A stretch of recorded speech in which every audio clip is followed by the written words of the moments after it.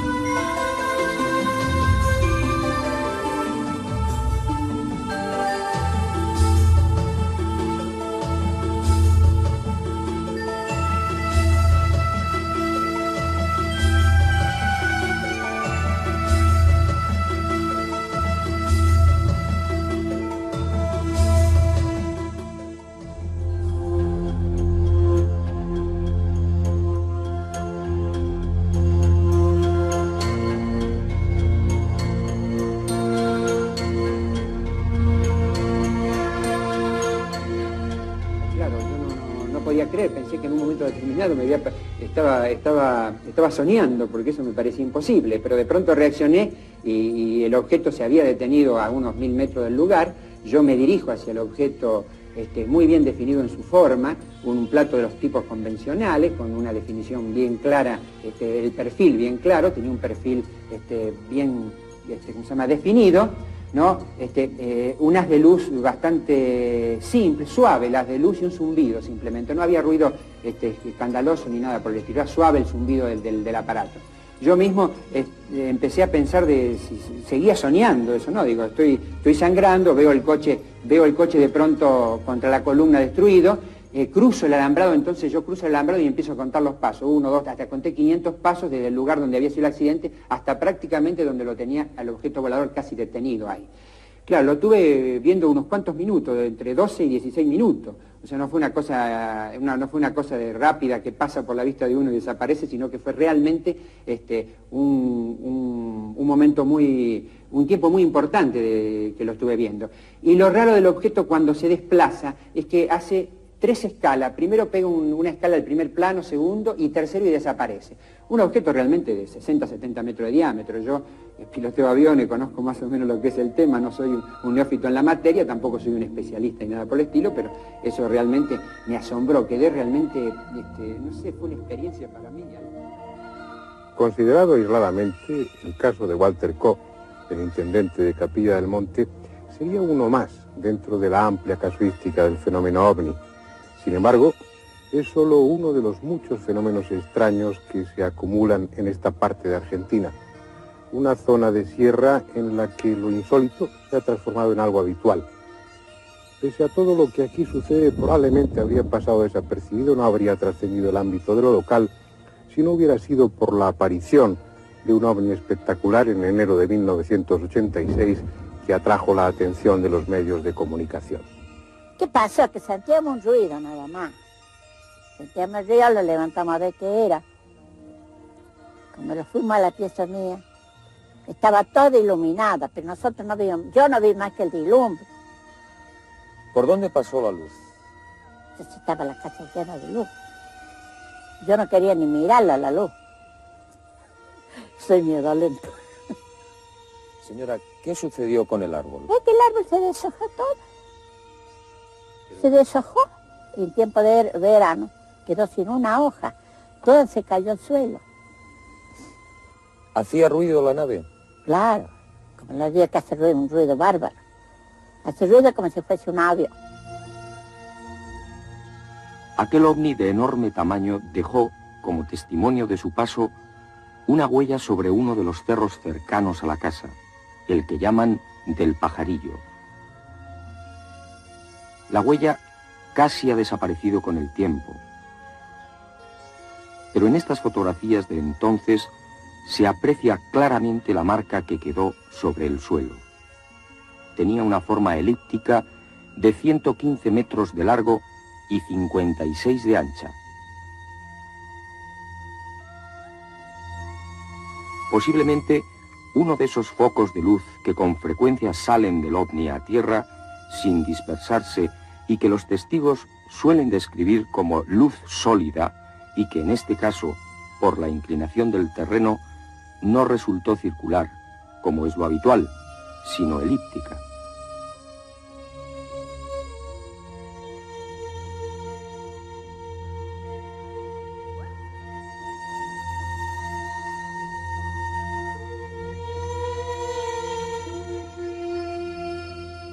Estamos en plena huella, una huella ya apenas reconocible, ha transcurrido alrededor de 4 años, pero que en su momento fue bien estudiada y con sorprendentes resultados.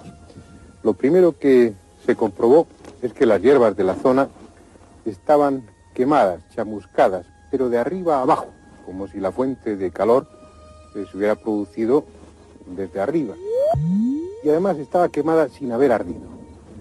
También se encontraron con que los animales que había en aquel momento dentro de la huella estaban obviamente muertos.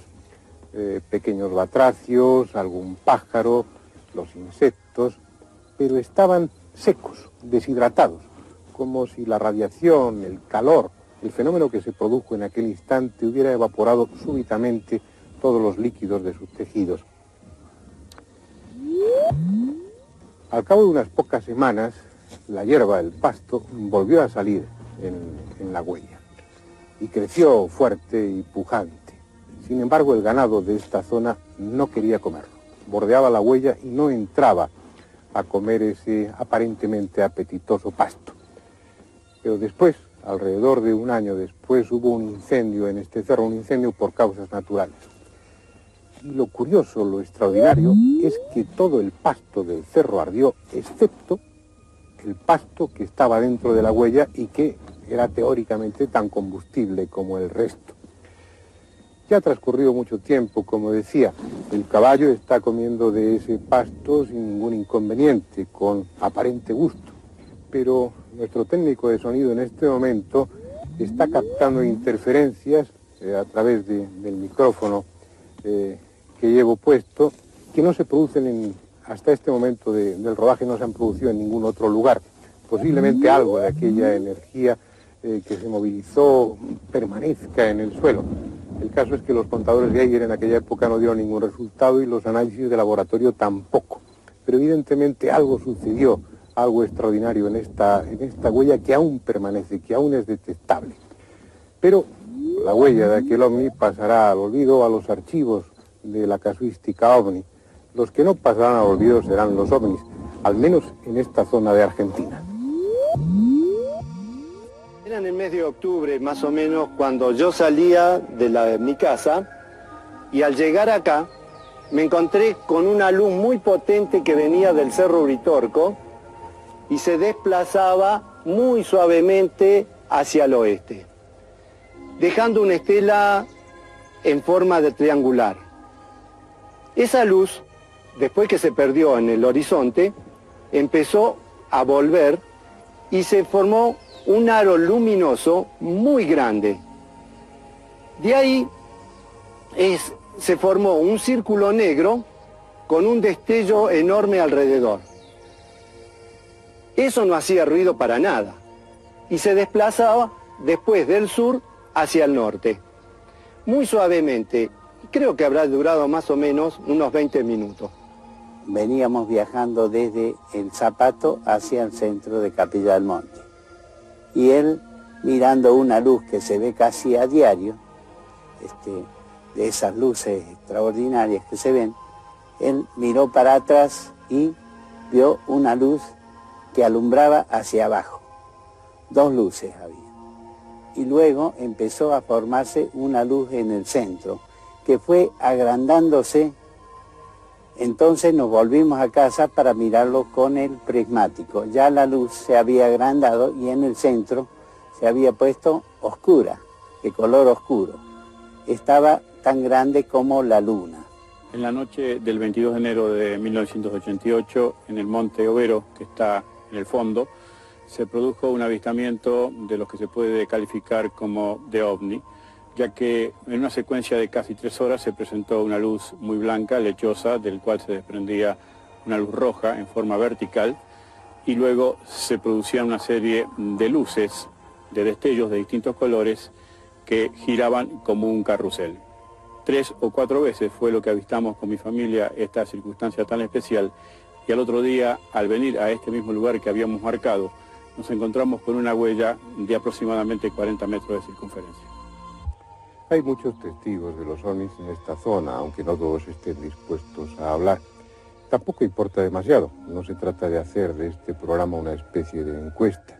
Y sí interesa hacer relación a otro fenómeno importante que tiene el Cerro de Uritorco como epicentro.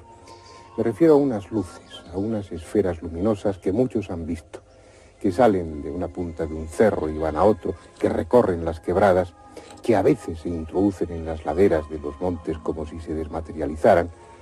Unos las relacionan con el fenómeno ovni, otros piensan que son entidades espirituales, bolas de energía animadas de inteligencia y que van y vienen de una a otra dimensión. En cualquier caso, se trata de algo que está fuera de la física conocida. Salimos afuera porque ahí vimos un gran resplandor, que era una nave de los extraterrestres que daba vuelta al patio. Lo que ocurrió que después se fue para el lado del Cerro Uritorco y ahí había un campamento, a los cuales lo vieron igual que nosotros también. Tenía forma de un sombrero mexicano grande.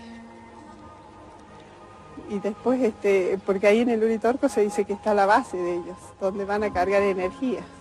Bueno, yo una vez trabajando como policía, en compañía de un cabo que en este momento no está más acá, salimos con el móvil de patrulla.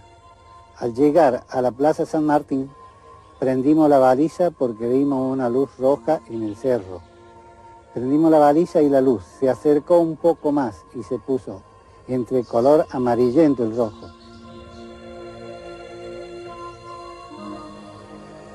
Esas luces ya eran conocidas mucho antes de que se empezase a hablar del fenómeno ovni, incluso antes de que llegaran los europeos a este continente.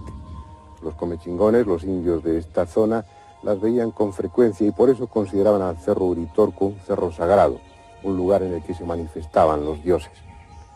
Y ese carácter místico aún lo conserva el cerro. Son muchos los que vienen aquí atraídos por un impulso metafísico, por una especie de intuición, o después de un estado de meditación, algo en su interior les empuja hacia el Cerro de Uritorco. Vienen buscando el contacto con unos seres especiales, de elevada espiritualidad, tal vez extraterrestres, según algunos, que llegan al cerro atravesando una puerta que separa esta dimensión de la otra. Y de esos buscadores de lo místico del Cerro Uritorco, hubo unos hace unos cuantos años, 4 concretamente, que sufrieron una dramática experiencia. Llegaron hasta aquí atraídos por ese impulso. No sabían bien qué estaban buscando. En un lugar determinado del cerro dejaron parte de su ropa, de su calzado, y descalzos siguieron arriba, siguiendo ese impulso.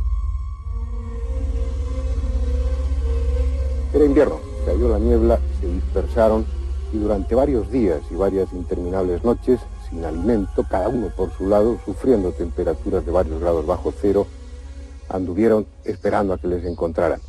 Gabriela apareció al 8º día y tenía los pies congelados.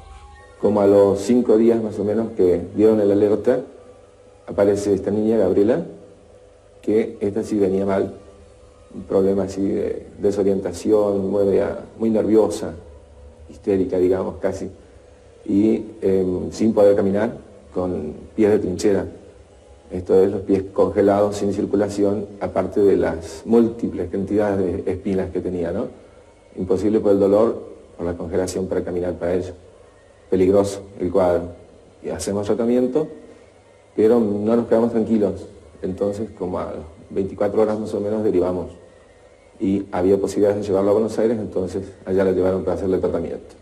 Lo que sucedió después con los pies de Gabriela nos lo contará ella misma, pero será más tarde, junto a la hoguera del campamento, porque como es inevitable, instalaremos nuestras tiendas y nuestro equipo a los pies del Cerro Uritorco, por si aparecen esas luces, y sobre todo, lo que sería más interesante, por si las podemos filmar.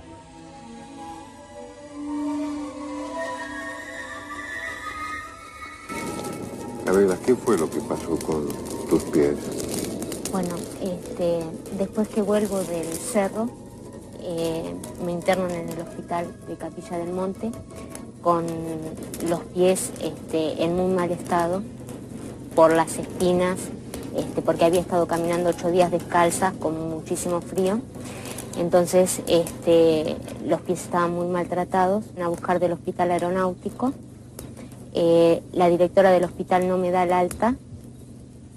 Me dice que cuando vaya, bueno, tengo los pies gangrenados, inclusive tengo gangrena de tendón porque no tengo sensibilidad y no tenía movimiento, tenía un edema, una arteria congelada. Me dice que no entiende cómo no me habían amputado hasta ese momento, porque la gangrena avanza, que íbamos a esperar hasta el día viernes, eso era al principio de la semana, para que la gangrena frene, eso se caiga porque era tejido muerto y hacer una cirugía reconstituyente. Cuando llega el día viernes, las expectativas eran de que se frene la gangrena únicamente, pero cuando llegó el viernes esa gangrena se había caído como si fuera una piel cuando está tostada y se cae, pero debajo los pies se habían reconstituido, el edema había desaparecido, por la arteria volvía a circular sangre, empezaban a crecer las uñas, un lunar que se me había arrancado por todo el problema de los pies volvió a aparecer y el médico se sorprendió muchísimo porque, bueno, eso no es lo que debe pasar, ¿no es cierto? Y, bueno, a partir de ahí, después siguieron una mejoría y hoy por hoy tengo los pies en perfecto estado. En un momento determinado la decisión era la de amputarte los pies, ¿no? Inclusive yo en ese momento le pregunté al médico si iba a poder caminar y me dijo que sí, que si paraba la gangrena, con una cirugía reparadora, aunque cayeran los dedos, que iba a poder caminar. Yo dije, bueno, mientras pueda caminar, no quiero usar sandalias. ¿Y el traumatólogo qué comentario hizo sobre esa curación? El tema es que me dijo que, bueno, era prácticamente imposible que se regeneraran porque eso era tejido muerto. Entonces,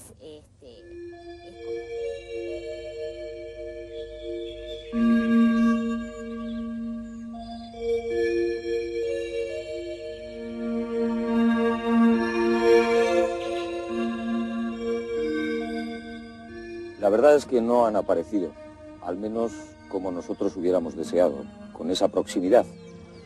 Esta noche no ha habido luces extrañas, por lo menos en esta ladera suroeste del Cerro del Uritorco. Sin embargo, en honor a la verdad, tenemos que decir que hemos sido testigos del sobrevuelo de un objeto plateado, silencioso, que ha cruzado prácticamente nuestro campamento a una gran velocidad. Precisamente esa rapidez, esa velocidad, nos ha hecho imposible filmarlo.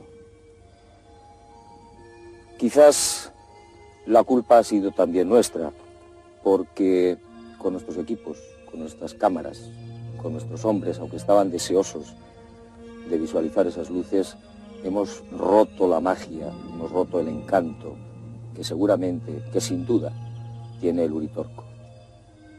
Pero no importa, vamos a proseguir la aventura, vamos a seguir a la búsqueda de esa cueva que, según dicen, es la puerta o la entrada a un lugar, a un mundo que solamente los iniciados conocen y que, al parecer, sirve para que estas personas, estos elegidos, se pongan en contacto con esos seres absolutamente mágicos y que no están al alcance de los hombres comunes.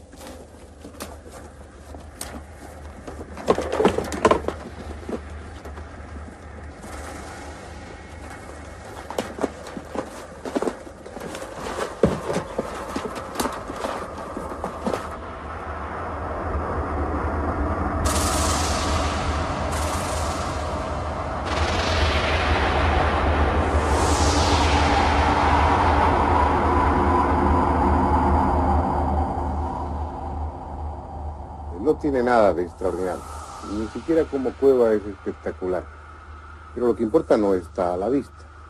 Según la tradición, según aquellas personas que vienen hasta aquí traídas por un misterioso instinto, en este entorno físico existe una puerta invisible, una puerta que trasciende lo material. Siempre, según ellos, por esa puerta, desde hace siglos o desde hace milenios, entran y salen unos seres más espirituales que físicos, que a veces se manifiestan como una simple bola de energía, esas luces que muchos han visto, y que otras toman la apariencia humana, con una especie de fantasmas blancos que también algunos han conseguido ver. Son los habitantes del reino de Erx, allá en lo profundo, a caballo entre esta y otra dimensión.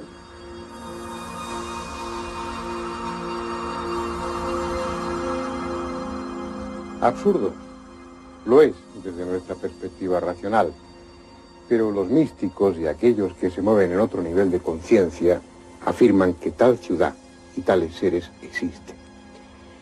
De esa manera el reino de Erx sería parte de esas ciudades santuario repartidas por todo el mundo, habitadas por seres de elevada espiritualidad que constituirían una especie de humanidad invisible y paralela encargada de vigilar o de tutelar a los hombres comunes. Nada de eso es demostrable, así que cada cual puede pensar lo que mejor le convenga. Pero el tema viene a colación porque en los círculos herméticos se asegura que esa humanidad paralela, esa humanidad tutelar, dejó aquí, en Uritorco, un objeto material, un bastón de piedra que, como en las leyendas, tiene la misión de ser empuñado por aquel que ha de cambiar el curso de la historia. Y lo curioso es que tal bastón de piedra existe y que aquellos pocos que lo han visto aseguran que está dotado de extraordinarios poderes. Dicen que Hitler envió una expedición a América del Sur para buscar ese mítico bastón. Y entra dentro de lo posible que lo hiciera porque, aparte de su protagonismo histórico, Hitler era un profundo conocedor de las tradiciones herméticas. Perteneció al grupo Thule, vinculado al ocultismo más ortodoxo, y rodeó su movimiento político de símbolos esotéricos.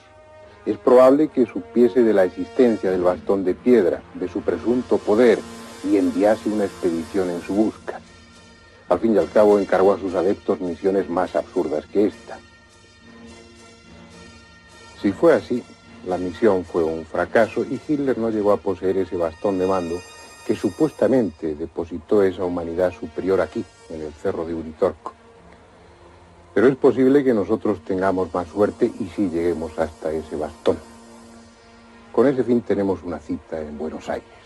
En un barrio residencial de la ciudad, lejos de las anchas y populosas avenidas bonaerenses, nos esperaba el profesor Guillermo Alfredo Terrera, abogado, antropólogo, sociólogo y uno de los personajes más curiosos de la intelectualidad argentina. Profesor universitario, investigador de los más variados temas y autor de numerosos libros sobre política, historia, sociología, costumbrismo y ocultismo. Un tema que como buen masón ha ocupado gran parte de su vida. Por cierto, profesor, ¿quién hizo el bastón entonces y por qué? Claro, el bastón, dice la mitología, eso no lo dice Guillermo Terrera, eso lo dice la mitología y yo lo explicito. Esto es como hablar de Jason y del vellocinio de oro. Los autores, los historiadores que nombran eso, lo nombran porque así se los están dando. Wotan, el dios de dioses, de los hiperbóreos, es decir, de hace 12.000, de hace 14.000 años, de la vieja Europa, no de esta otra Europa que ustedes conocen de hace 2.000 o 3.000 años atrás. Wotan, el dios de dioses, tenía peregrinaciones, tenía bilocaciones, es decir, era un hombre que tenía el don de la ubicuidad, era un dios que tenía el don de la ubicuidad. Y venía al continente armoricano, al continente blanco, y acá en el continente blanco tomaba el nombre de Voltán. Eso. Pero Wotan hace entonces el bastón. El bastón dicen que por encargo, él lo hace al bastón y se lo entrega a los comechingones. ¿Para qué se lo entrega? Para el regeneramiento de la especie humana. Porque el triángulo menor de fuerzas era el triángulo de donde iban a salir las fuerzas para el regeneramiento de la especie humana. ¿Se da cuenta? Ahí precisamente, profesor, fue donde lo encontraron, en ese lugar, en esa sierra. No, lo encontraron un poco más arriba, en el Uritorco, al bastón. Claro, y el que lo encuentra ahí, en el Uritorco, al bastón. Es decir, lo encuentran para el lado de la cumbre, no para el lado, digamos así, de lo que es el Cerro Pajarito ahora, o de lo que es Cruz del Eje, vamos a decir así, o lo que es Charbonnier, si no lo encuentran para el otro lado, porque es un cerro muy grande, el Cerro Uritorco, debe ser un cerro que tiene de donde empieza a donde termina aproximadamente 15, 16 kilómetros de extensión. Entonces, lo encuentran de aquel lado, lo encuentran cerca de la cumbre, y el que lo encuentra es Orfelio Ulises, porque Orfelio Ulises ha estudiado en el Asia durante 8 años, ha estudiado todo esto, ha estudiado toda esta hermética metafísica. Entonces no lo encuentra por casualidad. No lo encuentra, él sabe que está en algún sitio y es guiado a ese sitio, Orfelio Ulises. Es guiado, dicen que es guiado incluso por mensajes telepáticos de los tibetanos que están en los templos, en el Tíbet, que hablan con él y le dicen acá, allá, busca aquí, busca allá. Y al morir él, el bastón pasa a sus manos. Se transforma usted en el custodio. Antes, mucho antes, porque él muere en el año 51 y es enterrado en el cementerio San Jerónimo de Córdoba. Él incluso llega a ser comisario general del departamento Punilla, porque le dan cargos para que pueda vivir, porque con eso que él era maestro de una escuela hermética metafísica, no le daba para vivir, pese a que él también tenía una escuela primaria y todo eso. Usted lo custodia en este lugar prácticamente. Claro, yo primero lo tuve en Córdoba, el bastón, cuando yo vivía allá. ¿Nos lo puede usted mostrar? Sí, yo se los muestro a ustedes con todo gusto. Está aquí dentro de este cofre, que no tiene nada que ver con él, pero lo tenemos acá, en este cofre, y aquí lo tiene. Ahí está. Este es el famoso Simiwinki, que en lengua cósmica significa la piedra que habla, el bastón que habla. Mucha gente me preguntaba, ¿cómo te llaman los maestros? No sé, les decía yo. No sé, mentiras, yo sabía cómo me llamaba. Era Inti Chakmani, que quiere decir el hombre que tiene la fuerza del sol. Pero no por mí, sino por poseer el bastón. Ya, hay una tradición que afirma que este bastón será una especie de símbolo o de medio para un cambio de curso o de rumbo en la humanidad. Claro, eso es lo que se dice y lo que se ha dicho siempre, que es algo que va a servir para una obra de regeneramiento humano. Es decir, que desde el triángulo ese de Calaguala, Cerro Colorado y la Cerrezuela, se va a iniciar una obra de expansión, una obra de mejoramiento del hombre, una obra de espiritualización. Si lo que dice el profesor Terrera es cierto, un grupo de místicos, auténticos gobernantes en la sombra del planeta, eligieron este lugar para depositar en él, hace 8000 años, un bastón de piedra que será el símbolo de una nueva etapa de la humanidad. Si es así, se sabrá en su momento. Ahora va a caer la noche sobre el Cerro Uritorco, el extraño lugar donde suceden extrañas cosas. De nuevo, sus luces misteriosas recorrerán las quebradas, y puede que dentro de unas horas alguien sea otra vez testigo de la presencia de uno de esos seres venidos de distinta dimensión, del inaccesible reino de Erx. En cualquier caso, este cerro lleno de leyendas y escenario de acontecimientos inexplicables es un lugar especial, uno de esos lugares del planeta donde aún habita el misterio.